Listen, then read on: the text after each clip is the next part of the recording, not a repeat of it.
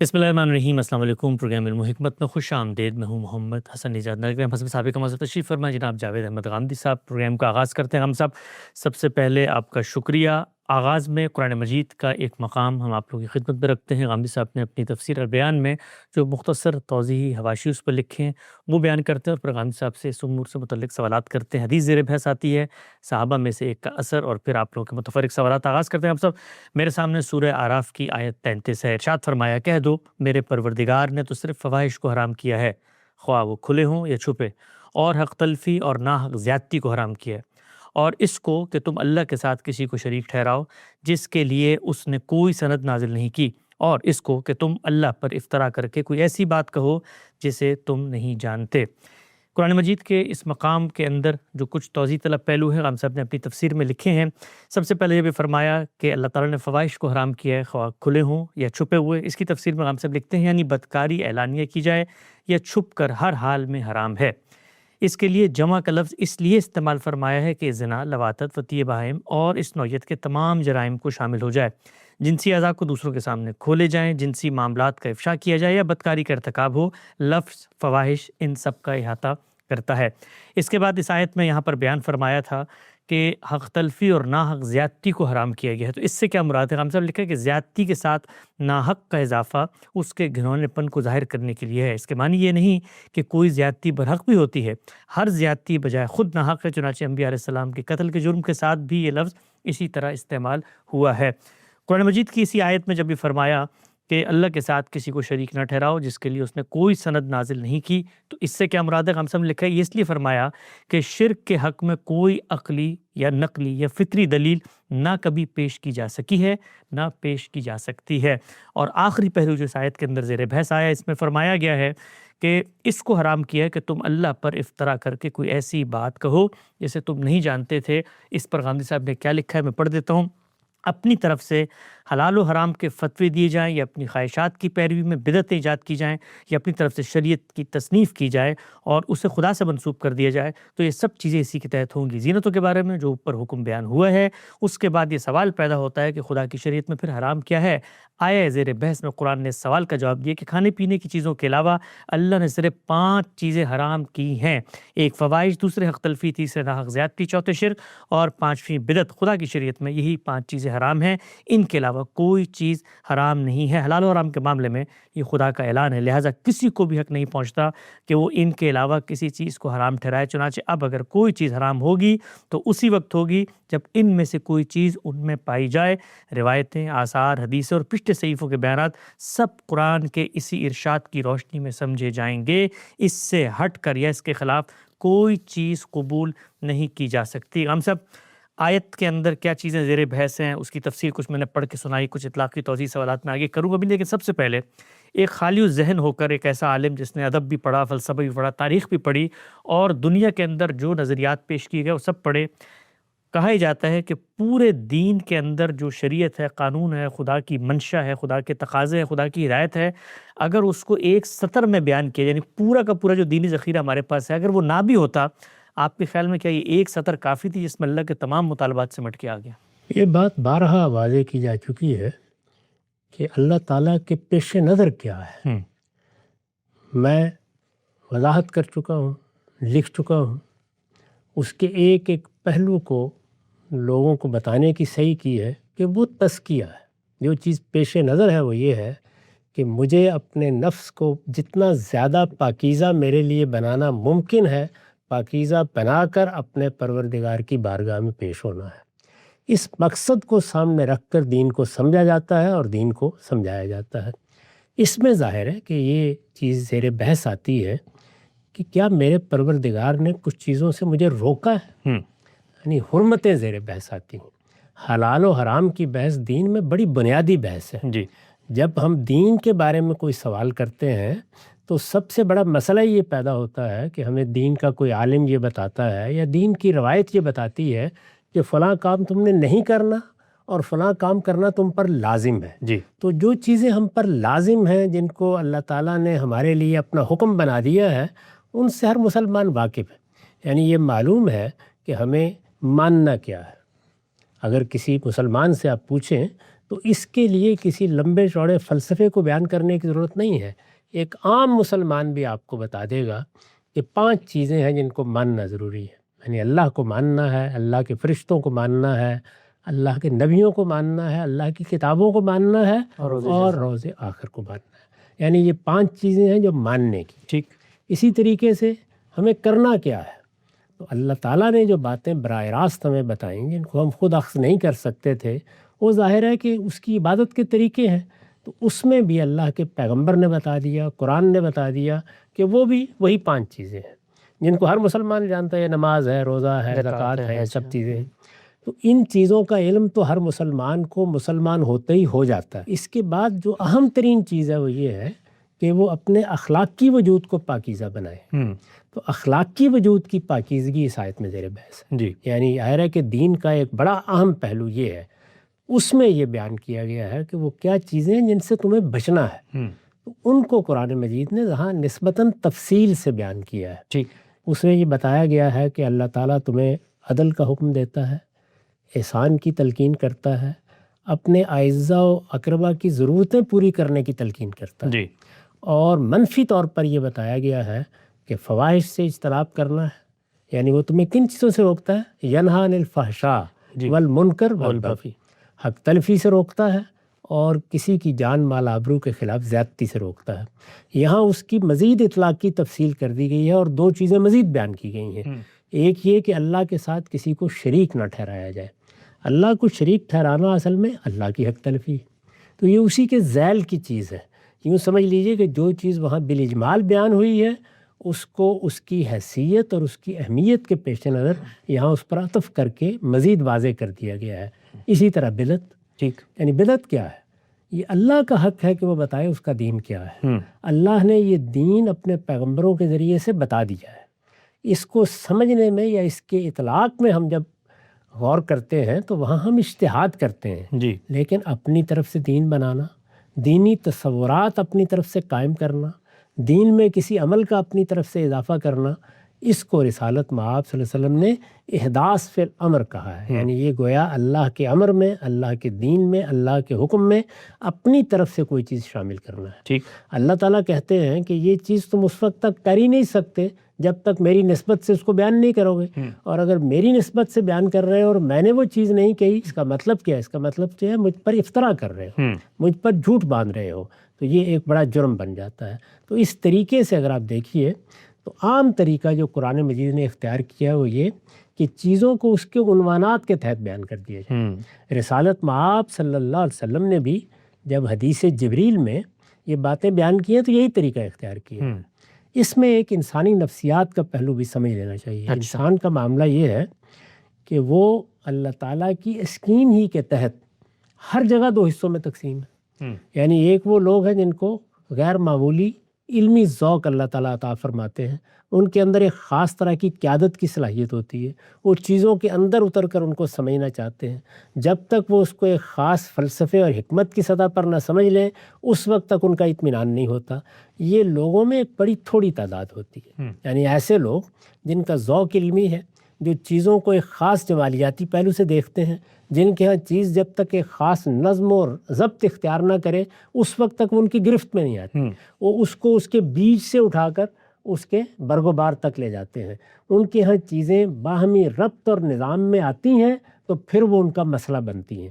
اس طرح کے لوگ، جس طرح میں نے عرض کیا کہ بہت کم ہیں، بہت بڑی تعداد، لاکھوں کروڑوں کی تعداد میں لوگ جس کو ہم کہتے ہیں عارف کے مقابلے میں عامی، ان کا یہ مزاج نہیں ہوتا. جی. ان کا معاملہ تو یہ ہے کہ وہ زندگی بسر کر رہے ہیں. زندگی کی بہت سی مصروفیات ہیں جو ان کی شب و روز کی مصروفیات ہیں. کھانا ہے، پینا ہے، کمانا ہے، جو کچھ اس کے تقاضے ہیں پورے کرنے. ان سے کہا جاتا ہے کہ تم لوگ بھی اپنے تزکیے کے معاملے میں متنبع ہو جاؤ، کیونکہ تم کو بھی ایک دن اللہ کی بارگاہ میں حاضر ہونا ہے. وہاں صرف علماء کو حاضر نہیں ہونا، فلسفیوں کو حاضر نہیں ہونا، حکماء کو حاضر نہیں ہونا، وہاں عامت الناس کو بھی حاضر ہونا ہے، اور زیادہ بڑی تعداد انہی کی ہے. تو تم سے خدا کا کیا مطالبہ ہے؟ ان کے ہاں یہ چیزیں اہمیت نہیں رکھتی کہ کسی چیز کی بنیاد کیا ہے، اس کا فلسفہ کیا ہے، اس کی حکمت کیا ہے، وہ بات شروع کہاں سے ہوتی ہے، وہ ختم کہاں پہ ہوتی ہے. وہ تو آپ کو یہ کہیں گے کہ موٹے موٹے طریقے سے بتائیے جی کیا کرنا ہے اور کیا نہیں کرنا.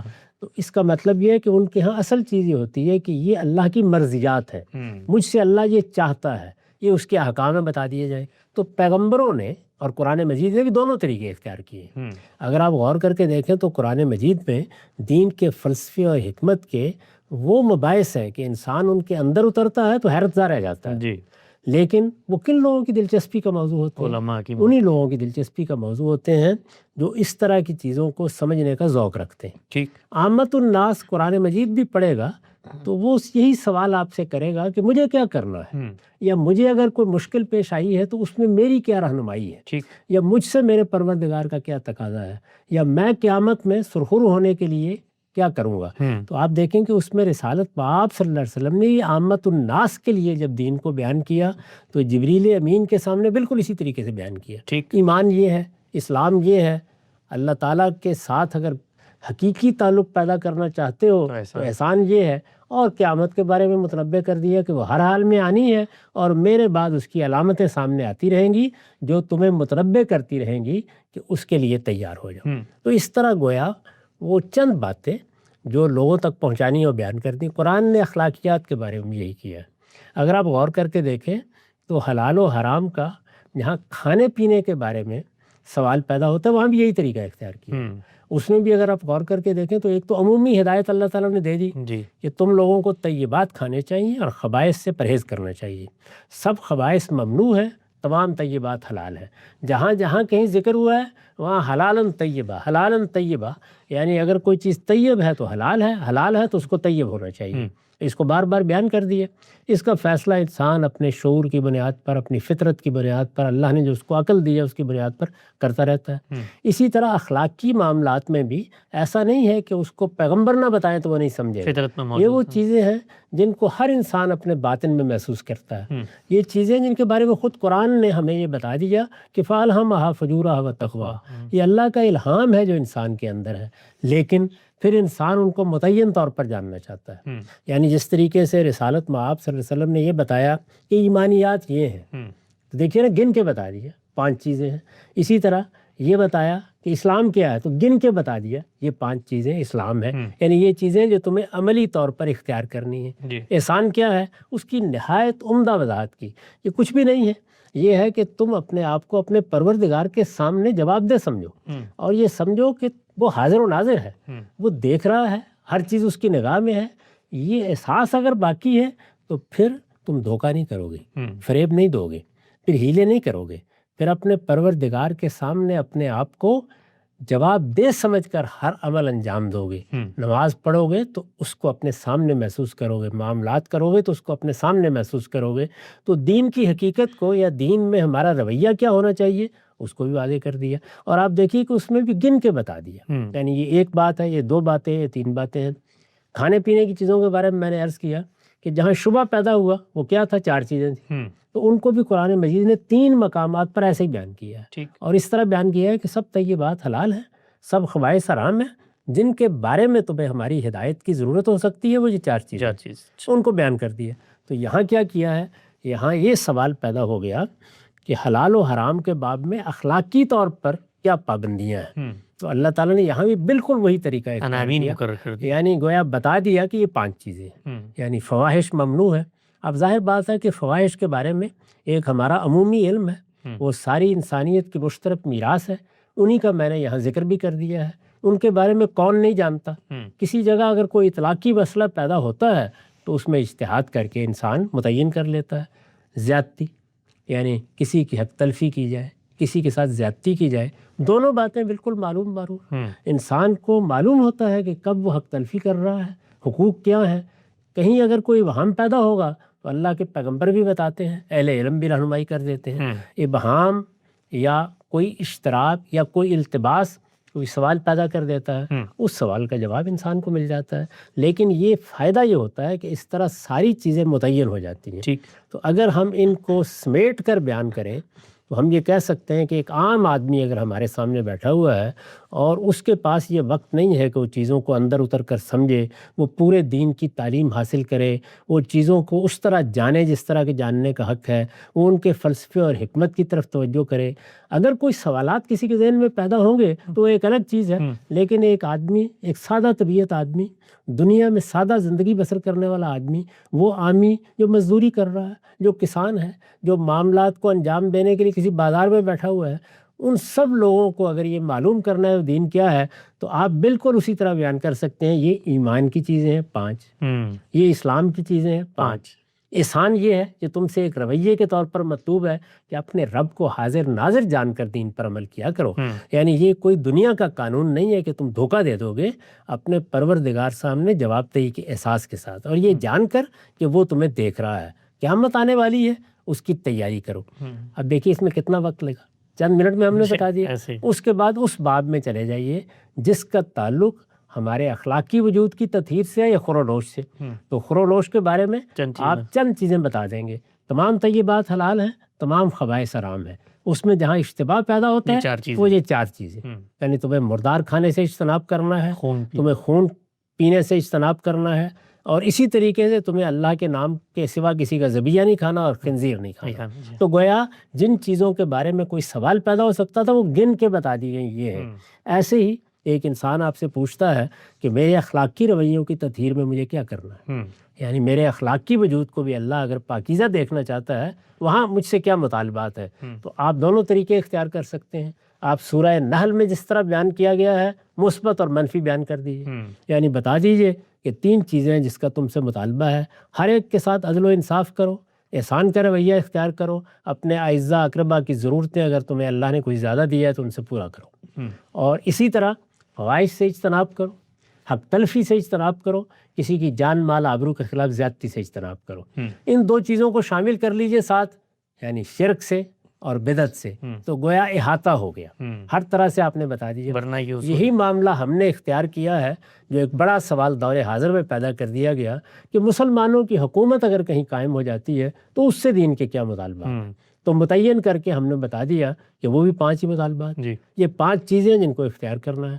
مسلمانوں کے حکمران کو جو حکم دیا گیا ہے وہ یہ کہ وہ جمعہ اور عیدین کی نماز کا اہتمام کرے گا، زکوٰۃ کے سوا مسلمانوں سے کسی ٹیکس کا مطالبہ نہیں کرے گا، وہ مسلمانوں کو جو قومی املاک حاصل ہیں ان کا بندوبست، یعنی زمین اور اس کے خزانوں کا بندوبست قومی املاک کی حیثیت سے کرے گا۔ اللہ تعالیٰ نے مجرموں کے لیے چند سزائیں بیان کر دی ہیں، ان کے شرائط پورے ہو جائیں تو ان کا نفاذ کرے گا۔ ظلم و عدوان کے خلاف استطاعت ہوگی تو جہاد کرے گا۔ تو گویا پورا کا پورا دین یہ چند لمحوں میں، چند منٹوں میں بیان کر دیا گیا۔ سبحان اللہ۔ تو اس طریقے سے یہ ہے عام آدمی کے لیے دین کی ہدایت۔ اب اس کے بعد تفصیلات ہے اور فلسفہ ہے اور حکمت ہے، اور بات کہاں سے شروع ہوتی ہے اور کہاں جاتی ہے، وہ سب علمی مباحث ہیں۔ جن لوگوں کو ان سے دلچسپی ہو ان کے لیے ان کی شرح و وضاحت ہوتی رہتی ہے، لیکن عام آدمی کے لیے یہی دین ہے جو چند لمحوں میں یا چند منٹوں میں آپ چاہیں تو بیان کیا۔ سبحان اللہ، سبحان اللہ۔ چلو ہم سب اسی وجہ سے قرآن مجید جب یہ بار بار کہتا ہے کہ ہم نے اس کتاب کو ہدایت کے لیے نہایت سازگار بنا دی ہے، تو اس کا مطلب یہ ہے کہ کوئی بھی ہم سے بھی عام طور پہ کہا جاتا ہے کہ جی عام آدمی کو جب آپ انکریج کریں کہ وہ قرآن مجید کا ترجمہ پڑھے، تو ہم نے دیکھا ہے کہ بسا اوقات علماء کی جانب سے کہا جاتا ہے نہیں بھائی یہ تو قرآن مجید تو اتنی دقیق کتاب ہے، اس میں تو علمی معاملات ہیں اس میں، تو عام آدمی کی جب اس کا التفات ہوگا تو وہ اس کی توجہات کا مرکز بھی یہ بنیادی چیزیں بنے گی، وہ تو علمی نکات میں جائے گا۔ بالکل ایسے ہی، اور قرآن مجید نے جو اس میں اسلوب اختیار کیا ہے وہ الجھانے کا اسلوب ہی نہیں ہے۔ اس میں حیرت انگیز چیز یہ ہے کہ وہ اس طرح بات بیان کرتا ہے کہ ایک عامی اس سے تذکیر حاصل کرے گا، اللہ تعالیٰ کی طرف اس کا التفات ہوگا، وہ اللہ تعالیٰ کی صفات کو اپنی ذات کے ساتھ متعلق محسوس کرے گا۔ میرا رب مجھے دیکھتا ہے، میرا پروردگار میرے معاملات سے آگاہ ہے، میرا پروردگار سراپا رحمت ہے، وہ میرے اوپر کرم نوازی کرے گا، مجھے اس کے سامنے ایک دن حاضر ہونا ہے، تو حاضری کا احساس، قیامت کی تیاری، جو بڑی موٹی موٹی باتیں، وہ یہی باتیں جو میں نے عرض کر دی ہیں، ان کے بارے میں متنبع ہو جائے گا۔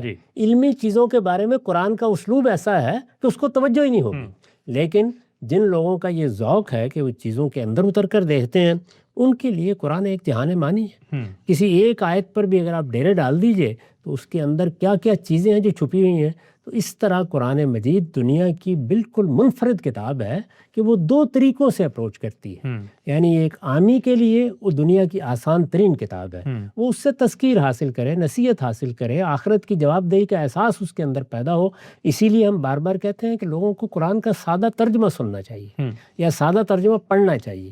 وہ اگر پڑھیں گے تو ان کو نصیحت حاصل ہوگی، ان کا آخرت کے بارے میں ذہن واضح ہوگا، وہ اس کی تیاری کے لیے بیدار ہوں گے، وہ اپنے رب کی صفات کو جانیں گے، اللہ تعالیٰ کے ساتھ، ان کے رب کے ساتھ ان کا ایک تعلق پیدا ہوگا. یہی اصلی مقصود ہے.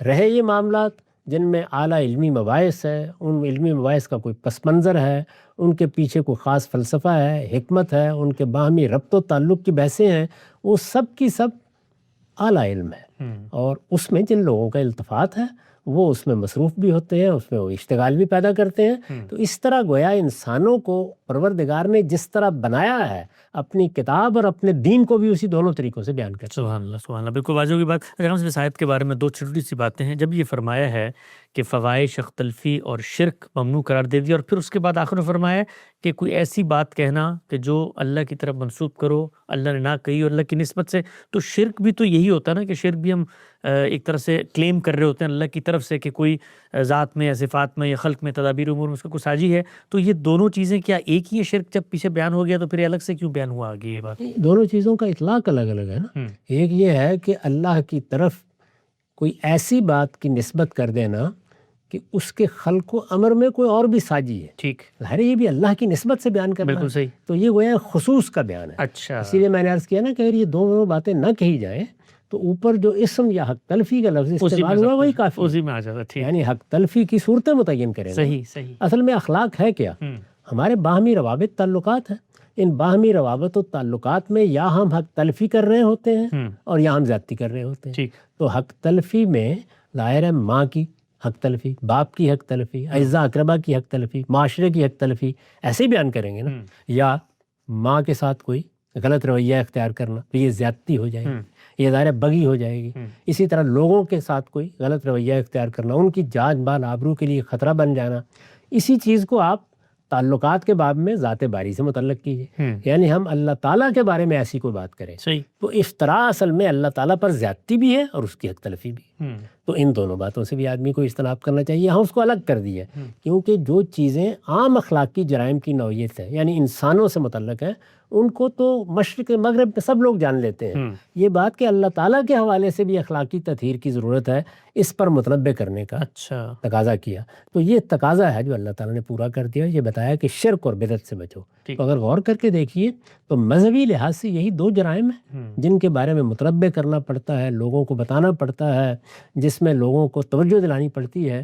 ہمارے ہاں جتنی اصلاح کی تحریکیں اٹھتی ہیں یا علماء یہ خدمت انجام دیتے ہیں تو اصل موضوع مذہبیات میں کیا ہوتا ہے، یا یہ بتانا کہ شرک سے بچو اور یا یہ بتانا کہ بدعت سے بچو. یہ جتنی بھی مسلمان فرقوں میں بحثیں ہیں وہ انہی دو چیزوں پر ہے. نقطہ بالکل واضح، اس کے سوا تو کوئی چیز نہیں. بالکل ٹھیک، بالکل بات واضح ہو جاتی ہے. اچھا ہم سب یہ جو اللہ تعالیٰ نے یہاں پہ عناوین بتائے ہیں کہ یہی چیزیں ہیں جو حرمت کی بنیاد بن سکتے ہیں، اور پھر اس کے تحت ایک پوری فہرست ہر دور میں آدمی اطلاق کر کے بناتا چلا جائے گا.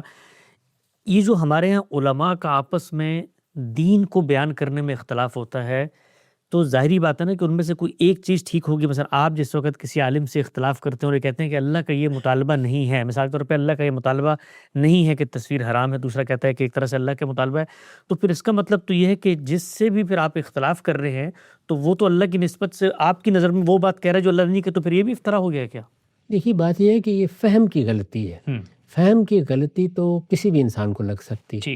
اگر آپ صحیح جگہ سے اپروچ کریں تو یہ غلطی لگے گی نہیں. وہ صحیح جگہ کیا ہے کہ یہاں اس آیت میں جو آیت آپ نے پڑھی ہے، اس آیت میں اللہ تعالیٰ نے حرمتوں کی تفصیل کر دی. تو اب آپ کو جو بھی چیز لانی ہے اس کے اندر لے کر آئیں، جو چیز بھی لائیں گے اس کے اندر لائیں گے، دیکھیے بحث ختم ہو جائے گی. بہت اہم بات ہے. لیکن اگر آپ قرآن مجید کو حکم نہیں مانیں گے، اسی لیے ہم بار بار توجہ دلاتے ہیں کہ قرآن مجید کو اللہ تعالیٰ نے نازل ہی اس لیے کیا ہے کہ وہ اختلافات کا فیصلہ کر دے. صحیح. وہ کیسے اختلافات کا فیصلہ اس طریقے سے، یعنی سب سے بڑی بحث کیا ہے جو مذہب کے معاملے میں یا عملی معاملات میں پیدا ہوتی ہے، حرام و حلال. حرام و حلال، تو اللہ تعالیٰ نے اس کو ایک آیت میں بیان کر دیا. جو بھی آپ کا حلال حرام کے بارے میں جب اختلاف ہو، یہ میرے آپ کے سامنے معیار ہے، اس کے اوپر آپ فیصلہ کر لیں. تو اس طرح قرآن مجید ہر معاملے میں آپ کو ایک ایسی جگہ کھڑا کر دیتا ہے جہاں اختلاف کی کوئی گنجائش نہیں. لیکن اگر آدمی اصراری کرتا چلا جائے پھر کیا کیا جا سکتا ہے؟ یہاں اگر آپ غور کر کے دیکھیں تو اللہ تعالیٰ نے اس کو کیسے بیان کیا، انما حرم ربی الفواحش ما ظہر منہا وما حصر بطن۔ کا اسلوب، میرے پروردگار نے، اے پیغمبر ان سے کہہ دیجئے میرے پروردگار نے تو صرف یہ چیزیں حرام کی۔ تو اس طرح گویا وہ ایسے عنوان قائم کر دیے ہیں جن کے تحت سب چیزیں آ جاتی ہیں، اور جب آپ ایک مرتبہ ان عنوانات کو سمجھ لیتے ہیں تو پھر ان کے تحت کا فیصلہ کرنے میں دقت ہی نہیں ہوتی۔ اور اگر کوئی غلط فیصلہ کیا گیا ہے، اس کو علماء نے بیان کیا، کسی خاص فرقے نے بیان کیا، تو بہت آسانی سے ایک عام آدمی بھی اس کا فیصلہ کر لیتا ہے۔ تو عام آدمی کے لیے اللہ تعالیٰ نے اپنے دین میں کوئی پیچیدگی نہیں رکھی، یعنی آپ اس کو چند لمحوں میں یہ بتا سکتے ہیں کہ یہ تمہارے پروردگار کے مطالبات ہیں، یہ ایمان ہے، یہ اسلام ہے، یہ احسان ہے، قیامت آنی ہے، یہ چند چیزیں ہیں جن کو کھانے پینے میں حرام کیا گیا ہے، یہ چیزیں ہیں جن کو اخلاق میں حرام حلال کے بارے میں تمہیں متعین کرنا ہے۔ اس کے بعد کیا ہے، اگر کسی کو حکومت حاصل ہوتی ہے تو یہ کام ہے جو اس نے کرنے ہیں، بس معاملہ ختم ہو گیا۔ لیکن تفصیلات میں جب آپ جاتے ہیں تو وہ پھر علم کے مباحث ہوتے ہیں۔ علم کے مباحث میں جن کو دلچسپی ہے ان کو کبھی اس سے سیر ہوتے ہوئے آپ نہیں دیکھتے، ٹھیک، یعنی ان کے لیے وہی دلچسپی کی چیز ہوتی ہے، وہی اطمینان کی چیز ہوتی ہے، اور ان کے لیے قرآن مجید میں اتنا سامان ہے کہ ہزاروں زندگیاں بھی ناکافی ہیں کہ وہ قرآن مجید کے ان عجائب تک پہنچے اور ان کو دریافت۔ نقطہ بالکل واضح ہو گیا۔ آگے بڑھاتے ہیں سلسلہ گفتگو کو۔ ایک روایت میرے سامنے رسول اللہ صلی اللہ علیہ وسلم کی نسبت سے مسند احمد کے اندر یہ روایت نقل ہوئی ہے، 22,538 اس کا نمبر ہے۔ ابو قتادہ رضی اللہ عنہ کا بیان ہے کہ میں نے رسول اللہ صلی اللہ علیہ وسلم کو اس ممبر پر یہ کہتے ہوئے سنا کہ لوگو، میری نسبت سے زیادہ باتیں بیان کرنے سے بچو۔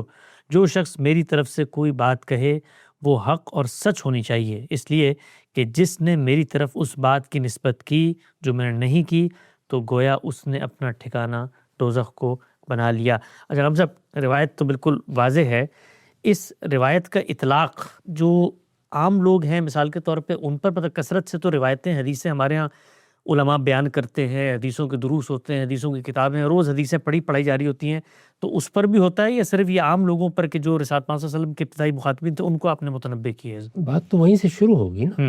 ابتدائی مخاطبین کو یہی کہا گیا تھا کہ وہ اس میں بڑی احتیاط کریں۔ ٹھیک، یعنی اگر ان کو بالکل روک دیا جاتا کہ وہ بات نہ بیان کریں تو خلاف فطرت ہوتا۔ بالکل ٹھیک ہے۔ یعنی یہ کیسے ہو سکتا ہے کہ آپ اللہ کے پیغمبر کو دیکھ رہے ہیں، اللہ کے پیغمبر کے علم سے استفادہ کر رہے ہیں، وہ ذات والا صفات آپ کے سامنے ہے جس نے دنیا میں پھر کبھی نہیں آنا۔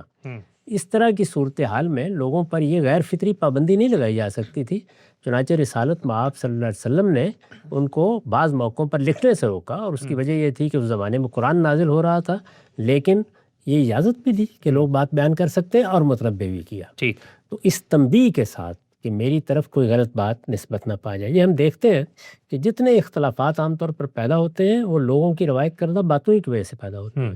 تو یہ اس وجہ سے بہت تاکید کے ساتھ فرمایا، یہی احتیاط آگے بھی کرنی چاہیے۔ اچھا، یعنی اب جب ہم آگے اس بات کو بیان کرتے ہیں تو ہمیں دیکھنا چاہیے کہ وہ بات کتنی مستند ہے، قرآن مجید کی کتنی مطابق ہے، وہ عام آدمی کو بتانے والی ہے بھی یا نہیں ہے، وہ خالص علمی مباحث سے تعلق رکھتی ہے یا اس کا تعلق عام آدمی کے علم سے ہے۔ جیسے میں نے ابھی یہ عرض کیا کہ قرآن میں تو اللہ تعالیٰ نے یہ خوبی پیدا کر دی ہے کہ وہ دو سطحوں پر گفتگو کرتا ہے۔ اچھا، لیکن یہ کہ میری آپ کی بات میں تو یہ چیز نہیں ہوتی، تو ہمیں اس میں وہ احتیاط ملحوظ رکھنی چاہیے جس کی جانب رسالت مآب نے یہاں توجہ دلائی۔ نقطہ بالکل واضح ہو گیا۔ آگے بڑھاتے ہیں، صحابہ کے آثار، صحابہ کی روایت بھی ہمارے سامنے۔ انس بن مالک رضی اللہ تعالیٰ عنہ روایت کرتے ہیں کہ جب قحط سالی کی کیفیت ہوتی تو عمر بن خطاب رضی اللہ تعالیٰ عنہ نبی صلی اللہ علیہ وسلم کے چچا عباس بن عبد المطلب کو بارگاہ الہی میں پیش کر کے بارش کی دعا کروایا کرتے تھے، اور یوں کہتے تھے، اے اللہ، ہم تیرے سامنے اپنے نبی کے وسیلے سے حاجت پیش کرتے تھے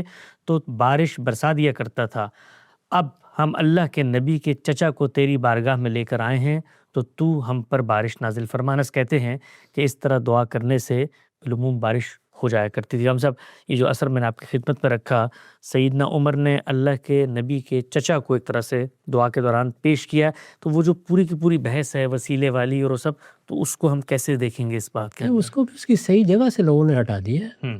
یہ بڑی سادہ سی چیز ہے کہ ہم عام لوگ ہیں، ٹھیک، ہم کوتاہیاں بھی کرتے ہیں، ہم غلطیاں بھی کرتے ہیں۔ جب کبھی کوئی مصیبت اور تکلیف آتی ہے تو اللہ تعالیٰ کی طرف رجوع ہوتا ہے۔